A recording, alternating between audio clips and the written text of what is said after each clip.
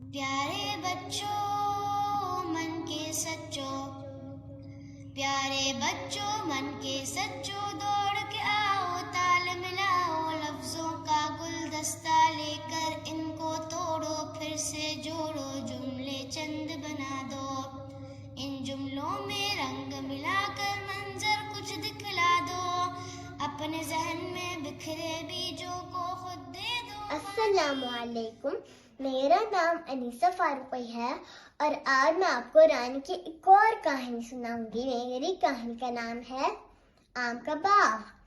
ایک دن رانی نے اپنے چچا سے کہا، مجھے باغ کی سیر کو لے کر چلیں، مجھے باغ کی سیر کو لے کر چلیں۔ تو چچا اسے باغ کی سیر کو لے گئے۔ پھر رانی نے ایک سفید گھوڑا لیا اور پھر اس نے ایک پورا باغ کا چکر لگایا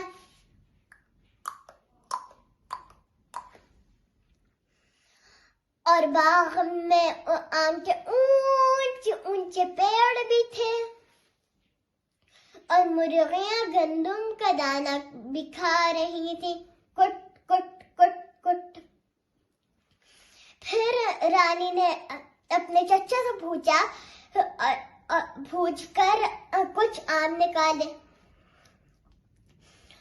پھر وہ واپس اندر آئے اور پھر سب نے مل کر چمچ سے آم کھائے اور رانی کو آم کا رس بہت مزے کا لگا۔ رانی نے چھلکا زمین پر پھینک دیا، لیکن جب وہ ہاتھ دھونے کے لیے جانے لگی تو پھر اس کا پاؤں پھسلا اور پھر اس نے روتے ہوئے امی کو کہا، امی میرے گھٹنے پر چوٹ لگ گئی۔ اس کے بعد امی نے دوا لگائی اور پیار سے کہا کہ اچھے بچے زمین پر چھلکے نہیں پھینکتے۔ اس کے بعد رانی نے کہا کہ اب میں کبھی بھی چھلکا زمین میں نہیں پھینکوں گی۔ دکھلا دو، اپنے ذہن میں بکھرے بیجوں کو خود دے دو پانی۔